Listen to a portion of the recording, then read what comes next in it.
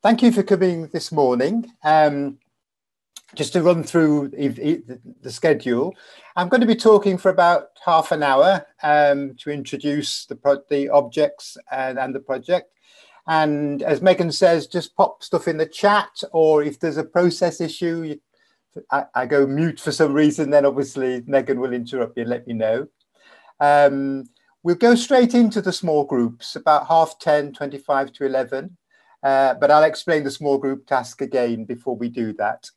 And then we'll get back together at 11 o'clock. And then from 11 to past, some feedback from the small groups, any questions that have arisen from this presentation I'm about to give.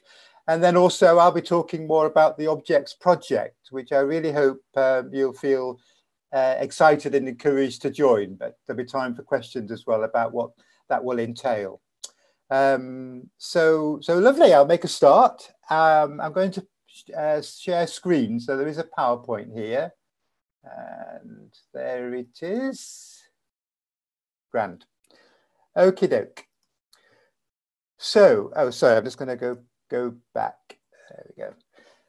I'm going to be talking really about the place of objects in social work, and it's something that's interested me for quite a while, actually, as in a sort of mission, if you like, to tell social work to the broader world.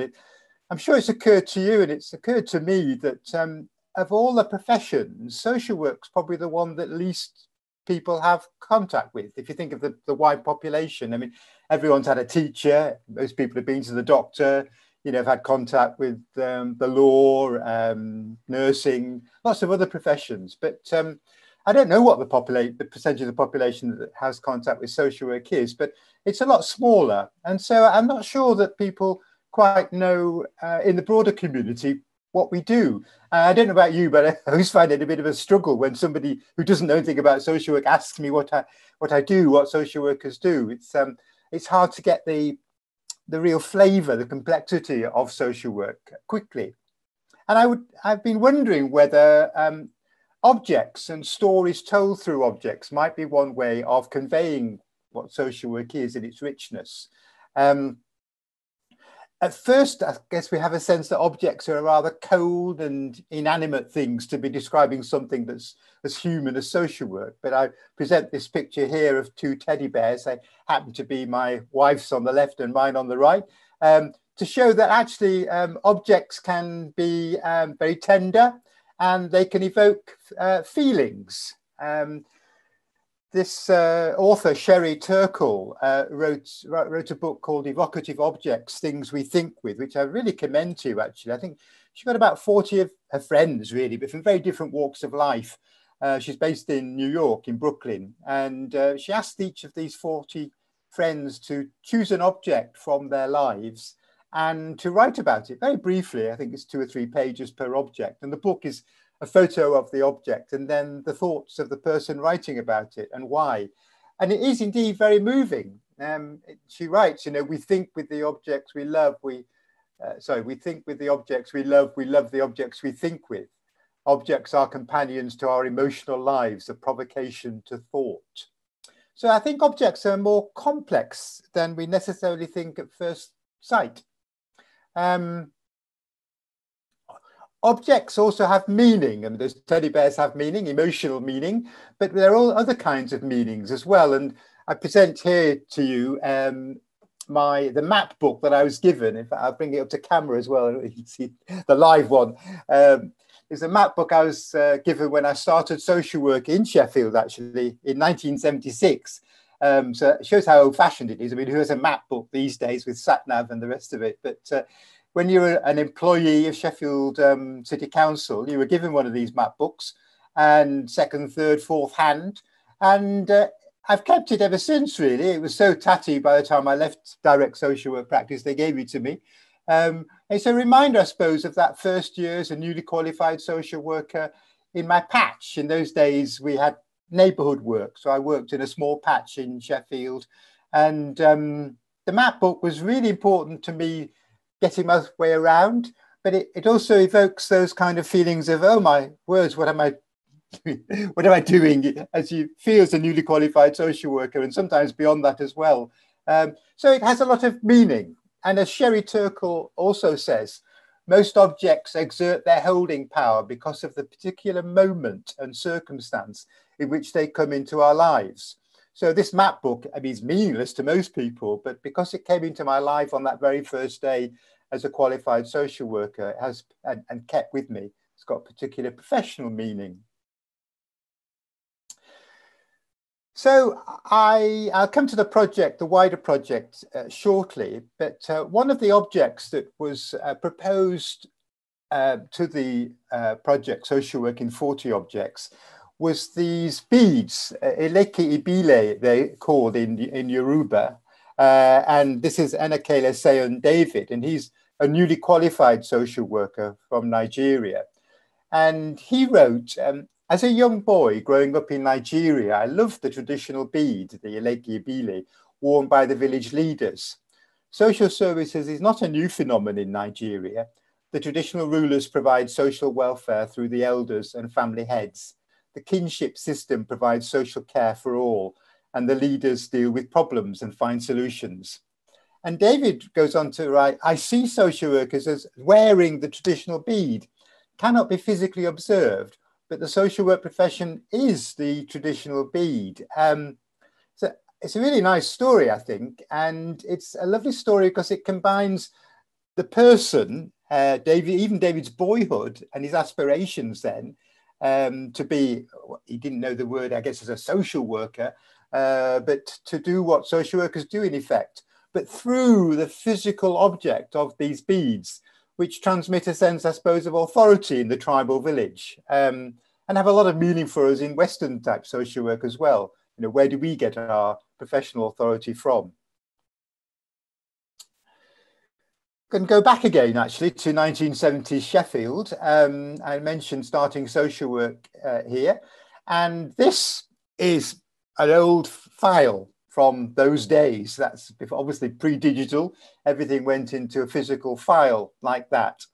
And I present this because it's a mock-up of a file that I found when a young woman, my age at the time, mid-20s, came into the office. I was on duty, and she said she was very heavily pregnant, and she said, now that I'm about to give life myself, I realised I want to know a lot more about my own life. I was in care in Sheffield, well, all over South Yorkshire. I don't remember much. I moved around. I don't have anything from that time, including like a chronology of where she was. So she said, could you help? I said, I'll go to the back room, back office, and I found a file like that, bulging, chaotic, disrespectful is the word that came to my mind, actually. And I really felt I couldn't bring it out to her, like, this is your life, and look at it. So I said, would you mind if I found lots of information.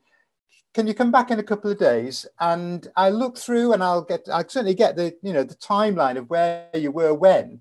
But actually, more importantly, as it turned out, as I looked through a file, there were photographs of her and family and placements. There were drawings that she'd done. There were things, objects, if you like, artifacts that really belonged to her, not stuck in a file in the back office. So although I wasn't thinking of objects at the time, I've thought back to this story. It had a big impact on me about the need to take care of things as well as people, of people's things. And also that objects are, in a sense, about our identity. Without being too materialistic, there are some objects, like, let's say, the teddy for me and the City of Sheffield map book, that are kind of part of my timeline. And this researcher, Harriet Ward, has done lots of research into children in care and their identities.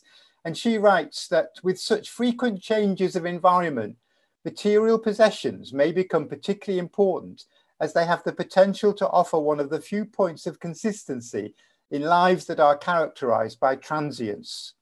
So objects actually might be quite profoundly important in terms of a person's, our continuing identity through time. So with this and other thoughts too, I established, or rather with help, I established a website. Here it is, socialworking40objects.com. it's still live, as is North East London's own website as well. So I'd encourage you to visit both and contribute to both if you feel so inspired. And when I first set it up in 2016, I had no idea whether we'd get any objects or their stories. But to date, we've got over 160 people and objects from 26 countries around the world. So in terms of its cross-cultural nature, it's been very successful, and quantitatively, certainly, with 160. But I think qualitatively, the stories that people tell and the objects they proposed are fascinating, and I think give a very good picture of social work. I'm just going to share just 4 of them with you, and even from those 4, I think we'll get a nice sense of social work. So this comes from Joan Corsten. I should add, as well as the object, I asked people to say a few things about themselves, so their relationship to social work, not a CV, but, you know, how they came to social work, why they're in social work, what their relationship is to social work. Joan's relationship is that she was a service user, and she proposed Bella the dog. I mean, again, I had no idea or conception that an animal, a pet, might be considered in the sense an object. And this dog has but long died. She was alive in the 1950s. Anyway, Joan writes, I first encountered social services when I was 5. Excuse me. Some ladies came to our house and took me, my 3-year-old sister and my 1-year-old brother away from my mother, out of our house, down the street lined with curious neighbours, and into 2 waiting cars. I never saw my mother again. All of us children in the home loved Bella, and Bella loved all of us, always, indiscriminately and lavishly. She was a wonderful dog, placid and gentle and endlessly affectionate. So, beautiful Bella, you were unconditional love and acceptance, a wonderful contrast to the emotional austerity of life in a children's home in the 1950s. I think it's a very poignant story. It kind of moves me. And I know Joan, actually. She's my age now. She's in her early 70s. And so this is all a long time ago. And then I've known her for a while. And I knew she was in care, but we've never particularly talked about it. But interesting enough, after all these years, through this project, and Joan talking about Bella the dog, we have spoken much more about those experiences, the positive, the negative, and the in-between. And it's, in a sense, living proof that speaking through an object, if we might talk about an animal in this sense as an object, but speaking through something else, actually can enable these stories to come out much more readily, much more easily. So that's Joan and Bella the dog. This is Sheila Slessa. She's a social worker, now a social work educator in Scotland, actually. And she proposed Postman Pat, you know, the TV character, but here he is as a model. She wrote, managing childcare and protection issues as a social worker and balancing this with my own parenting was always complicated, invariably involving guilt, mum space in my head, being used to think about childcare cases when I was at home, being a mum. This model of Postman Pat was made by my son when he was 5 years old. Patrick, as she calls him, came to work with me and has been a permanent feature on my social work desk for about 30 years. He's a constant reminder that though social work can never be a 9-to-5 job, my own boys always had priority. Lots of themes here for all of us, I'm sure, but for me, I think it really speaks to, well, it speaks to a lot, but one of them is about self-care and avoiding burnout. I'm sure glancing at Postman Pat, you know, on her desk, and let's remember he's been on her desk for 30 years now in different various jobs. He's come along with her as a reminder, basically, of the, I suppose, of the challenge between the personal and the professional, the boundaries between your own life and your professional life. Particularly strong if you've got children, but strong whatever your particular circumstances are. This is Dudu Zila Sokhila, and she's a social worker in South Africa. And she proposed food. She wrote, I serve my people working in different non-profit organizations in South Africa. I was inspired by my late sister, my living mother's altruistic causes in the community I grew up in. Throughout my social work career, I've worked with people living in abject poverty, and the direst need is a basic commodity, food. I decided to own my country's poverty and do something about it. Social work is about owning the community's problems and doing something about them.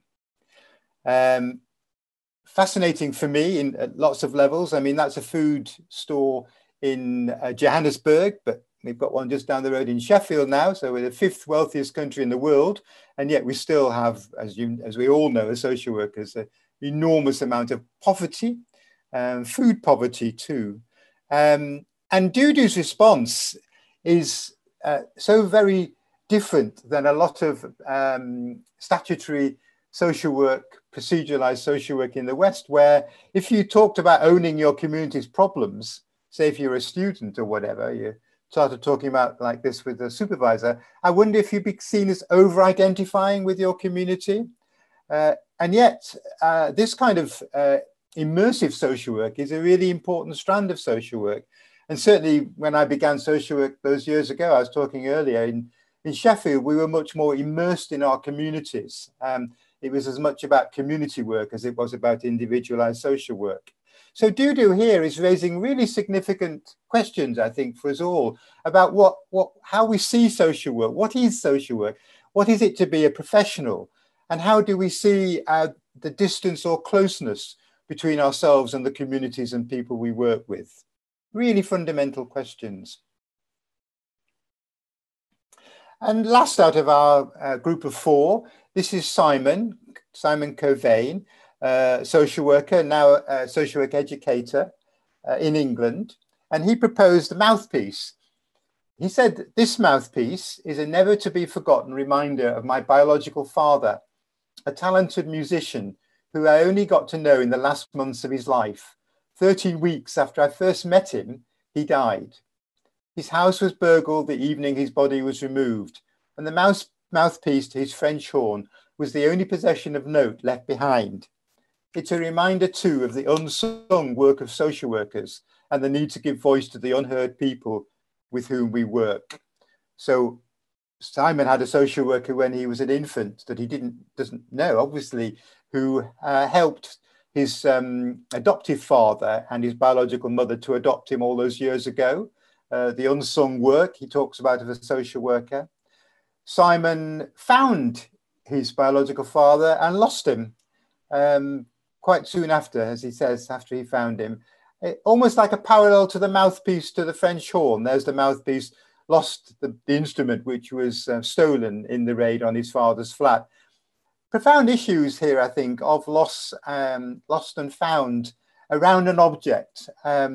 And he does a nice metaphorical thing here. Some of the people who proposed objects to the website have proposed metaphors as well, in the sense we should be as social workers advocates for the people we work with, for people who are often at the margins of society and who find it difficult to find their own voice. So I'll just go back. So just four stories there, 5 if you include David's, Ileke Bile. And already I think to a broader public, we're getting a real sort of sense of the breadth and depth of social work, but in a nice and interesting way through these objects and through these stories. So I'm thinking, well, how can we do this in our own work with the people we work with, our service users, the children, families and communities that we work with? And that's what the project that I'm going to be discussing shortly is about.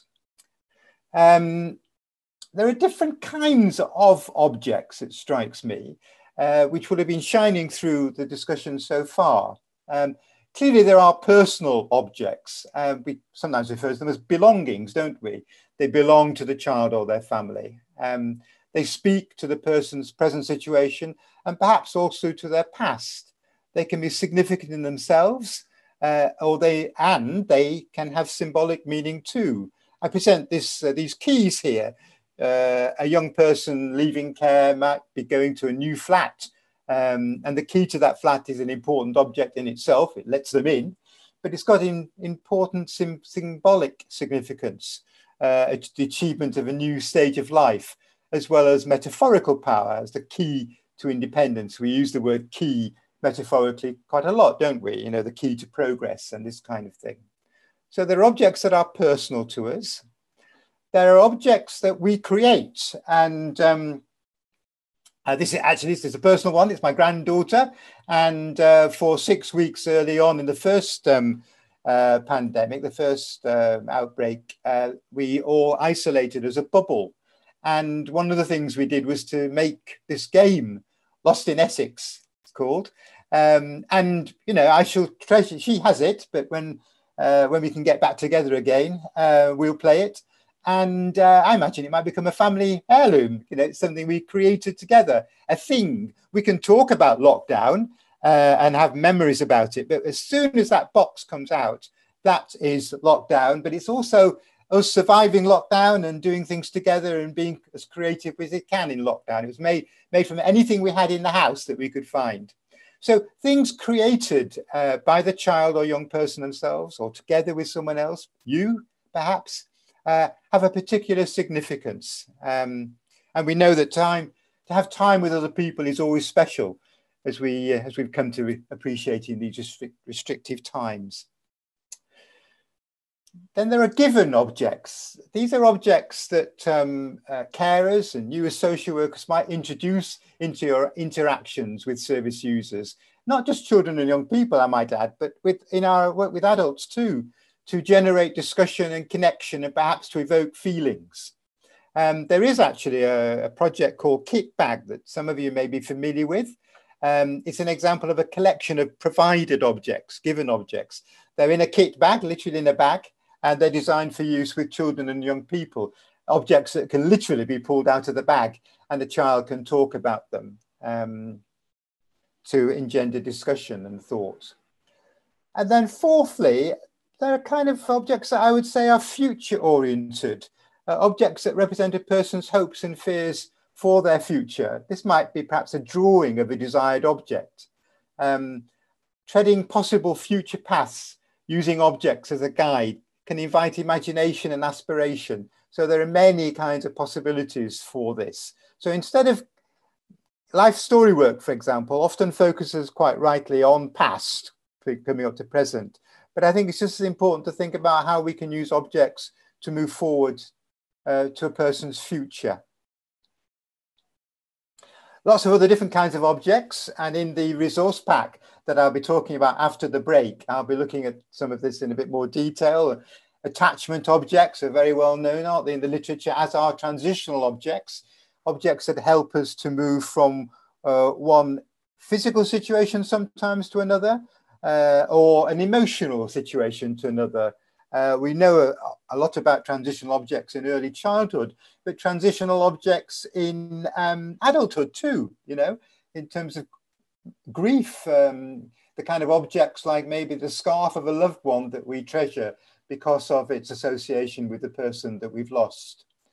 Identity objects I've spoken about already, similarly with lost and found objects. This picture here, by the way, it looks like a soft glove, mitten, doesn't it? But actually it's metal and it's made by Tracy Emin, and it's put on the, like mittens are, you know, it's put on the railings outside the Foundling Hospital Museum in London, Coram, who sponsored this project that I'm going to be talking about.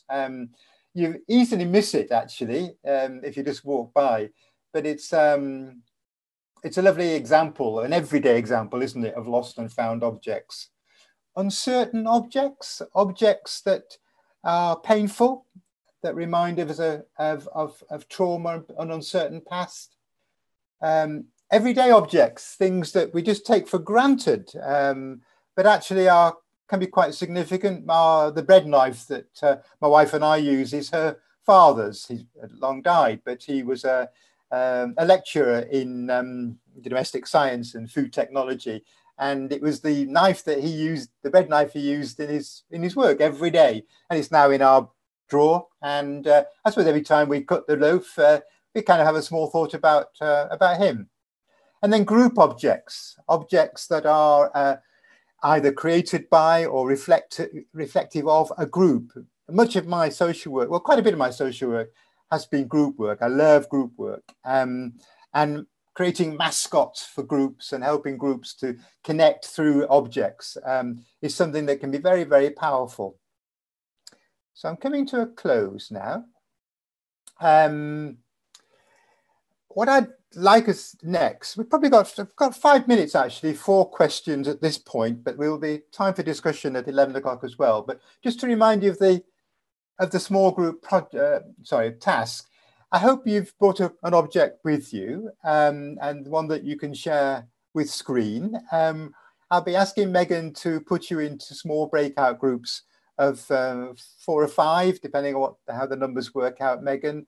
And you've got half an hour to introduce yourself through your object. Even if you know one another, please try and do it through the object. And I found a very helpful way to do this with people I've worked with is, if your object could tell its story, what would it say? So it's not, I'm Mark, this is my teddy bear, I've had this since I was 70. Well, this is Teddy. And in a sense, speaking through the object. It might seem a bit strange to begin with, but give it a go in the small group. So that it's your object that's telling its story. And of course, you're a part of its story as well. And it's another very powerful way, I think, of dissociating powerful personal emotions to an object that then enables you to move to those emotions through the object and tell a story. When we come back at 11 o'clock, give yourself a break, obviously, in between times at the end of your small groups, get a cup of tea or whatever. When we come back, you'll be at liberty to share or not share as much as you want about that. We won't go round everyone, but I'll just ask for any themes that have emerged and also any further discussions or comments on what I've been talking about. And then probably 20 minutes or so to introduce you to this new project, using objects in your direct work with your service users that I really hope you'll be encouraged to join, but you'll have lots of questions, I know. So the last part of the session will be to do that. So are there any, I'll come out of the sharing and just ask if there are any quick reflections or questions now before you go into your groups. Just quickly, does it have to be an object that we can present on the screen? That would be the preferable. If you can get it and have it to hand, you can draw it. The thing is, I'm trying to get away from talking. Oh, well, I've got this thing which again, actually, I know we can't touch it and pass it around a group because we're on screens, but I think if you can bring it to screen, yes, that is the preferable way to do it. If you can't, do a quick drawing of it, but don't just talk about it is the main thing. That's the difference. Okay. Thanks, Charlotte. Yeah, thank you. Okay, lovely. Well, if you're ready, I'll ask Megan to take you to your breakout groups and I'll see you back at 11 o'clock. I look forward to it. Bye for now. Bye-bye. Okay, welcome back, everybody. Nice to see you. I hope you enjoyed that most of all, actually. Now's an opportunity really to you can share what you want and you don't have to share what you don't want to share. If anybody wants to tell one of their stories, that would be interesting. And it's also an opportunity for some general feedback and discussion about the things we've been talking about. And as I said, I'd like about 20 minutes or so to introduce the project and really encourage you to join in, come on board. But let's have some feedback first of all. Don't be shy. Who would like to start us off? I'll start. Thank you, Joan. We had some lovely discussions in terms and objects that was shown in our set, but I'll talk about my own. So I have got this little dolly that I brought when I went to Jamaica, and I brought it for my granddaughter because for me, what it represents, especially in social work, it's about identity. And I think for my little granddaughter, it was about making sure that, about her culture, her identity. And so the same things that way we work with families is the sort of same approach that I sort of take with my grandchildren so that they basically know who they are. So I connect, with it, and that yeah, when she's not here, I have it next to me to remind me. When I'm at work in lockdown, I've got it sitting on me, and I don't forget to write about identity and culture in my assessment. So yeah, that's it connects with me that way. Thank you. That's lovely. That's brilliant. Thank you. I mean, you raised a very, very significant point there about identity, that it's a complex thing, and the cultural identity is at the heart of that as well. Yeah, it looks like a lovely doll as well, actually. It's beautiful. She's lovely. Oh, thank you, Joan. That's fine. We won't have the time, sadly, to go around everyone, and not everyone has to share, but we could certainly have a couple more stories if people wanted to do. Yeah, I'll go next. Yeah. I shared my object is Post-it notes. I've always had that throughout, even when I was in uni, and it kind of reminds me of the number of tasks that I would do. And of course, as a social worker, we have loads of, numerous tasks to complete at different points in time in, the day. And sometimes things can just come up. So just for me not to forget, I try to just post it around my laptop. Yeah. So that kind of really connects with me in terms of the nature of work we do as social workers. And thank you for that, Santoye. It's very interesting because I have this theory that if you wanted to narrow the objects down to just a person's professional life, that if you asked them what they had on their desk, if you have a desk anymore, because I know there's a lot of hot desking and stuff, but if you have got your own desk, it's amazing how many people point to things on, like Sheila's Postman Pat, So thank you very much for that, Satonya. Thank you.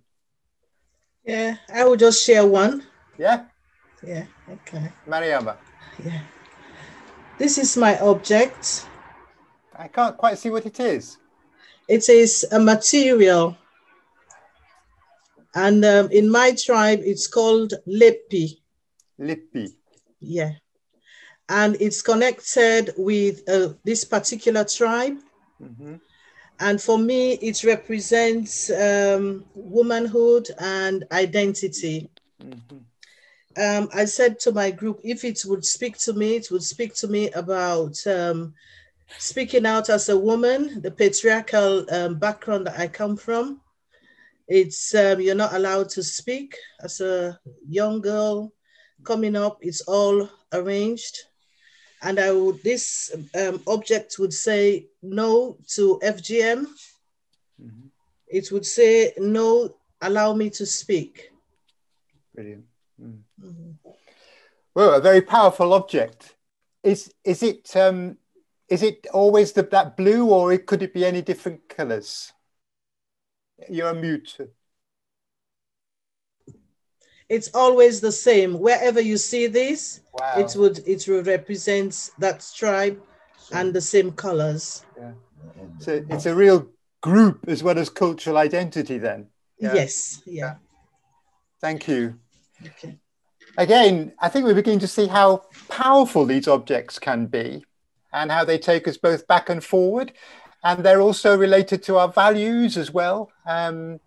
What we consider to be important, either in personal or professional or both our lives. So I'm sorry we haven't got the time to share all how many of you are 16, because the stories are also, I hope you found, really interesting, and they enable us to talk about ourselves in ways that if you sort of say, well, who are you, is difficult. And thank you, Mariam, and I'm hoping other people did too, also spoke as though the object was speaking too, because I think it's interesting, quite a powerful way of speaking through the object.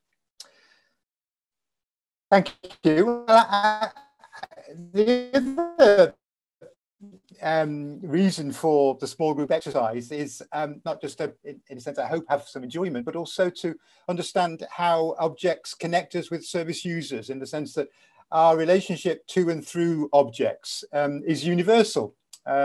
So I think it's really important that if we're using objects with the people we work with, we also know what our own relationship is to certain objects too. So in a sense, that's part of this exercise, is to do something oneself if you're going to be doing it with service users. And clearly some of you already are.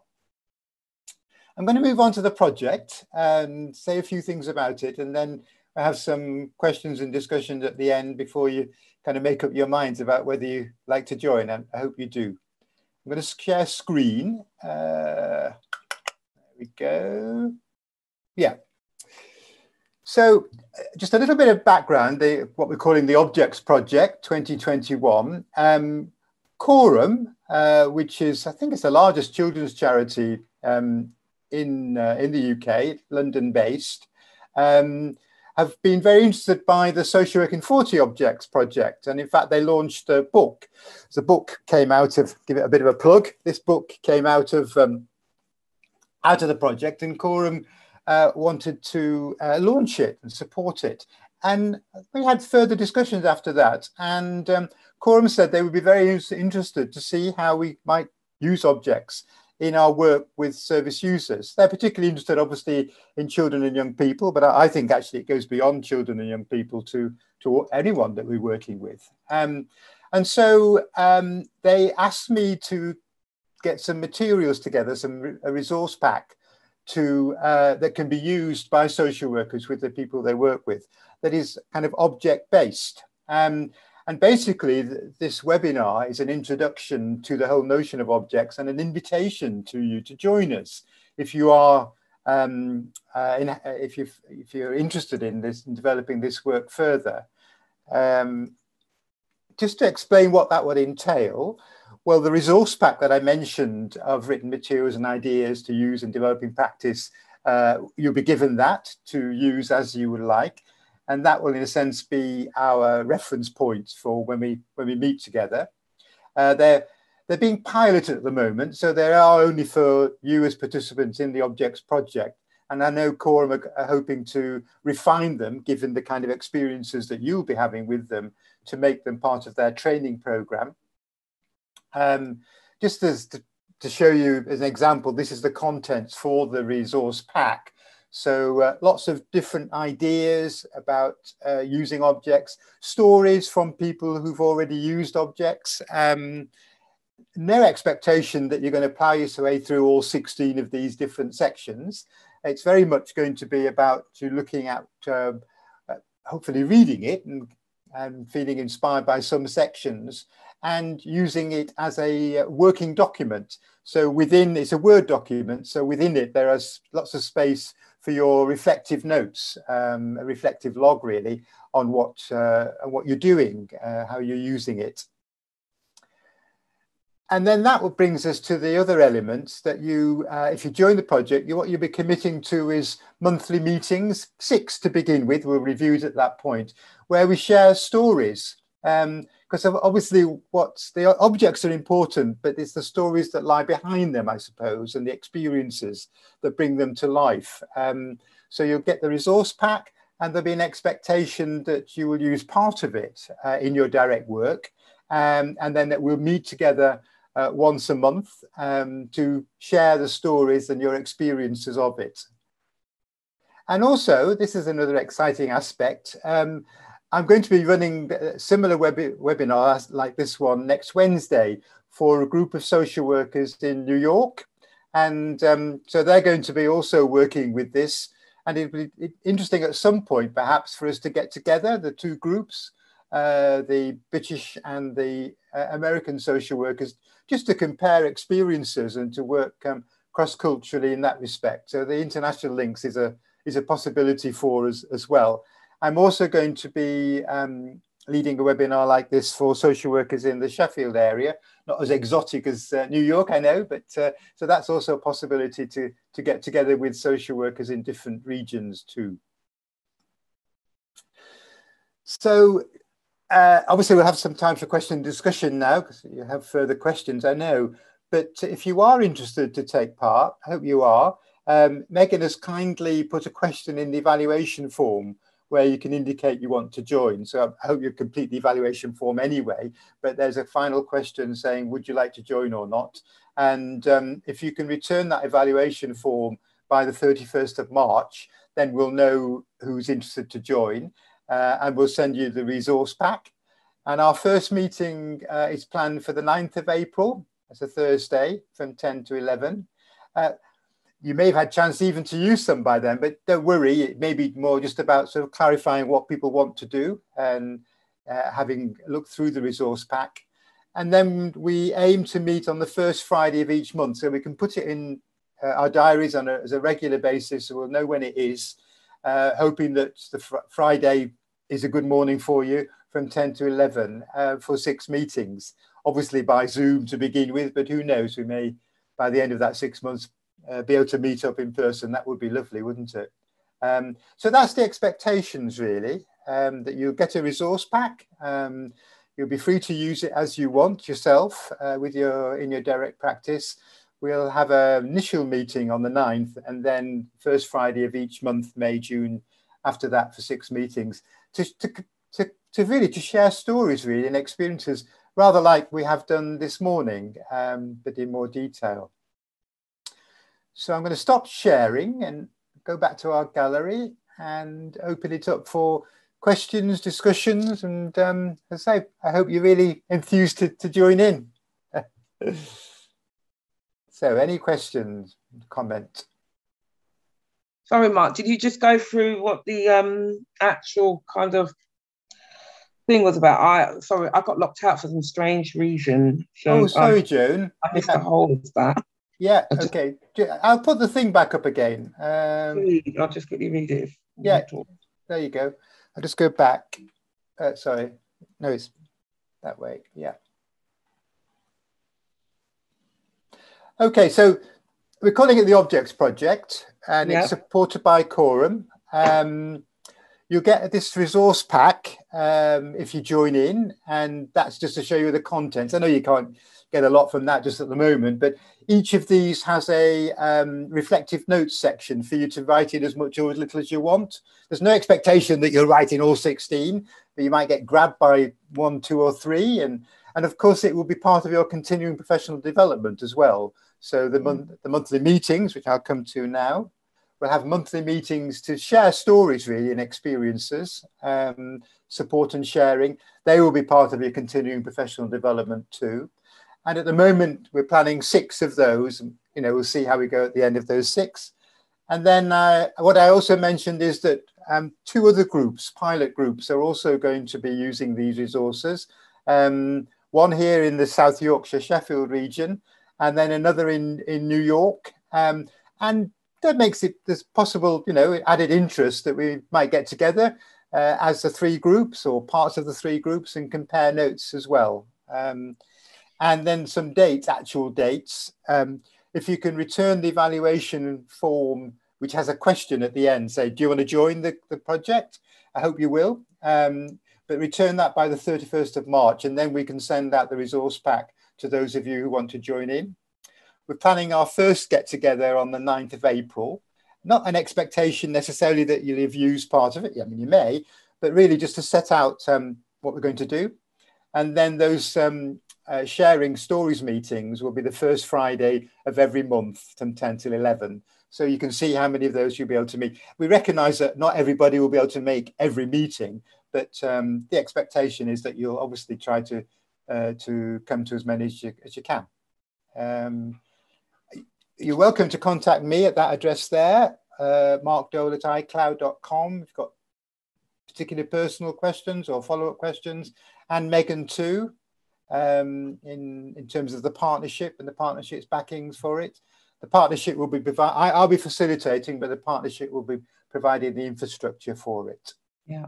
Okay, grand. So yeah, if you've got any particular questions about expectations or anything really. So we expected, so if we join this project, does that mean that we would take our little kit bag out with us, and then we'd probably plan it, I suspect, before we go out on a visit, I suspect, and then decide what objects we're going to use, and then we would make a log. It's like a journal, I suppose, is it? In terms of how well we felt the actual session, went or not. Exactly. Yeah. I mean, I think it's going to go different ways. Some things were, I went through the 4 different kinds of objects. Yes. Personal, created, given, and future oriented. So some of them might actually be objects that you take, like the kit bag stuff. Others might be opportunities that arise in discussion with a child or a family. there's an object there, you talk about it, and the story that might or might not emerge from that. You may encourage a child or a young person to draw something. It is very open. It's not a kind of manual at all. No. And the resource pack, I mean, my suggestion would be to read through it and just enjoy it as a work, and then make your own decisions. And obviously we'll be discussing more of this in the meeting in April. But yes, I think it's going to be different for different people with different service users. Yeah. Does that answer your question? Yeah, it does. Thank you. Thank you. Yeah. And it's a Word document, so you could have it on a laptop or whatever, iPad. And after each section, there's just an opportunity, there's a few trigger questions and an opportunity to make some notes, reflective notes yourself. Generally speaking, I think they're best made as soon as possible as you can after the experience, the intervention, for you to hopefully share anonymously with the group. So it's your learning as well, but it's the group's learning too. And those can be, Social Work England asks for examples of your continuing professional development. Well, those notes and also your experience in the monthly meetings can be part of your continuing professional development requirements as well. I'm hoping actually the monthly meetings will be rather like the small group sessions you had. They'll be really fun and interesting to hear what people have done, and they will inspire one another to different possible uses of the objects as well. Yeah, it's quite. Mark, we've sorry. got a question in the chat. Yeah. Is there a join-in fee? Is there a join-in fee? No, not at all. No, it's all free. There is the expectation that the resource pack will stay with yourself. I mean, I'd like you to, give it to team members or whatever, but I think because Coram, I do understand Coram have, commissioned it and they want some ownership of it. So, and they'll want to refine it. Actually, you are contributing. That's another good reason why it's free, because you're actually contributing to the development of the resource pack. So with permission, the stories that you tell, anonymous, can become part of the resource pack for people to learn from. So there's no joining fee. It's all free. It's your time. But the expectation is the resource pack will stay with you. I mean, obviously, I'm sure you want to share it with your supervisor, line manager or somebody, but in terms of your own professional development, but it shouldn't really be passed to other people. Yeah. I feel like a salesman. Saying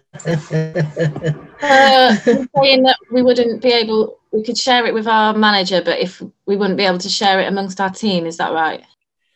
Well, officially, yes, but I think the main thing is, it's as difficult, isn't it? It's been recorded as well, but not really, no. But on the end, if somebody's very interested, then who am I to say, get them involved as well, I think the main thing is that I think Coram would be concerned if suddenly it started popping up all over the place, and being freely available. But if you've got a team member who's really interested and they understand the grounds for that, then yes, share it with them as well. Absolutely.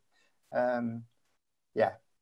So I'm giving you lots of ambiguous. Suppose if we make it very clear that it's a project that we're doing, and at the moment we can't actually share it, but what we will do is obviously at the end of the project we'll be able to share our experiences and tell you the outcome, and then I don't know if Coram's then going to make the objects available for people, genuinely. I don't know, what the outcome's going to be. I suspect it is about that, to demonstrate to social workers that there is a new and better way to be able to engage, because it's all about new interventions. So I suspect that's how we can sell it to the team, and that wise. Thank you. Put it much better than me. Absolutely, Joan. Yes, exactly that. Yeah. And you're right, it's about, ultimately, without sounding too sort of pious, but it's about improving practice, and so you're all contributing to an improving practice, which can't be bad, can it? Yeah. And it is, I'm excited by this because it is experimental, it's not like sometimes as a group worker, we were given group manuals, and I never liked manuals because you had to do this there and that there. This is very open, actually. So the resource pack is there as a guide, hopefully, and as an for inspiration. But it's not a kind of start at 1, go to 2, then go to 3. It's really get engaged with it and run with it and see how it goes. Yeah. How long is the project? I may have missed it. You may have said it, but how long is the project for before it comes to an end? Yeah, no, you've not missed it. What we're planning is, it's called Objects Project 2021. And I don't want to frighten people to think it's kind of going to go on forever. And what we're planning is 6, after the April meeting, the introductory one, we're planning 6 monthly meetings. So that's like May through to October, monthly. And we'll review along the way, but certainly that possibly final meeting we'll review. If people want to carry on, we'll carry on. But that will be the point at which we'll say, if you feel that's sufficient now, then happy to stop the group and leave it. A lot will depend on what we've found out by then as well. But that's the commitment. The commitment is to the first meeting and then 6 monthly meetings of an hour. And obviously some work in between times, but that's very much up to yourselves as well. And as I mentioned, I think I mentioned, it's a commitment to 6 monthly meetings, but you may be on holiday the first Friday in August or whatever. So I understand that not everybody will be able to make every meeting, but there will be a meeting the first Friday of every month for 6 months. And the hope and expectation is that when you can, you will come to that. Yeah. Any other queries, questions, discussion? Have you had a good time this morning? I hope so. Yeah, I think it's really interesting, this project. But I'm sitting here thinking, should I not? I've got too much on. I really want to join in. I'm sure Gertrude... I wish one of the social workers from my team was here to join in. It would have been great. Yeah, 2 things occur to me there that I'm sure you're speaking for a lot of people. Yeah. The second thought is, I really hope that this will be an enhancement rather than a chore, so that you can find, it's easy to find time for things you want to do than you don't want to do, and it's going to be part of your existing work. So you're not going to be going and doing, you're going to be doing some things differently, but you would be doing these things anyway. So you're not going to be making extra commitments in that sense. But I won't lie, obviously you are making extra commitment to these meetings and to some work in your job. In terms of the colleague, I mean, as we're talking, I'm thinking, I know how supportive it is to have a colleague on board. When I was facilitating groups, pretty much always facilitated with a colleague. We co-led groups, and it's very supportive. Really, if you want to talk to any of your colleagues who've not been here today as to whether they would like to join you and you come as a pair, then do. Okay. Do that, because I do think that you've answered my question, Mark. Yeah, thanks. Okay, thanks, Gertrude. Yeah, because I was sitting here wondering that there will be people who would have liked to join, but they're not here today. Yeah. So that's good to know that. Yeah. Yeah, as long as I think you give them a briefing, the kind of things we did today, and the resource pack, I hope, will speak for itself. And that applies to anybody here who feels that one of their partners, colleagues would be interested to join in, then please do. Yeah. Really good. Thank you, Gertrude. Thanks.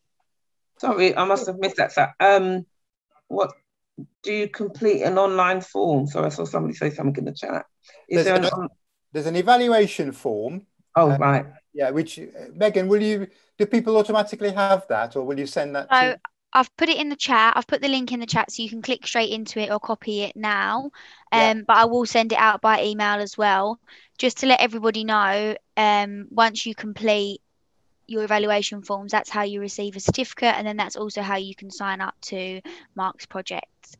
Lovely.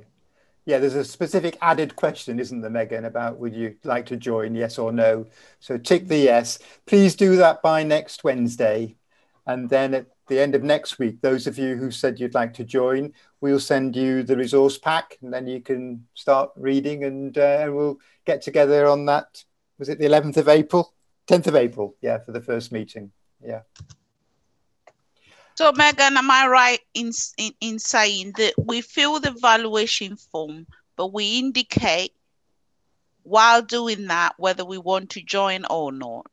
Yes, yeah. Okay. So the form, it will come up, it will ask you a few questions about the event, and then at the bottom of the form there'll be a question: do you want to be part of the project? And then you just select yes or no, and then when we look at the responses, whoever selects yes will go through and send you all the information you need, and then you'll be sent an invitation for the next meeting. Okay, thank you.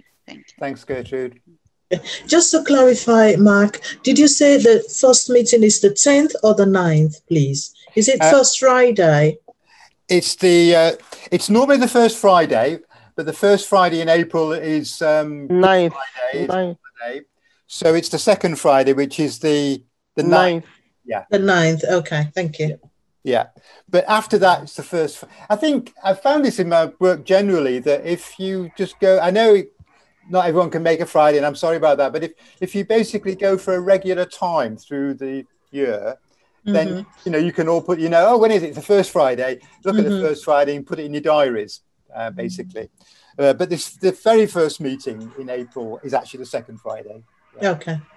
Okay. And I think, Megan, you're going to let my PowerPoint will be available, will it? Yes. So if you're happy for me to share that, Mark, when I send out the email with the evaluation form, I'll attach your PowerPoint as well, so that people can have access to that. Grand. Yeah, that sounds good. Lovely. Well, we come up to time. It's 11:30. Thank you so much for coming. Hope you've had a good morning, and I really hope to see you again on the 9th Mark. of April. That was brilliant. Thank you. Thank you. Yeah, it was really good. Thank you very much. Thank you. Thank you. Thanks, everyone. Thanks. Yeah. Bye, everyone. Bye-bye. Bye, everyone. Bye. Thank you. Bye, Megan. See you later.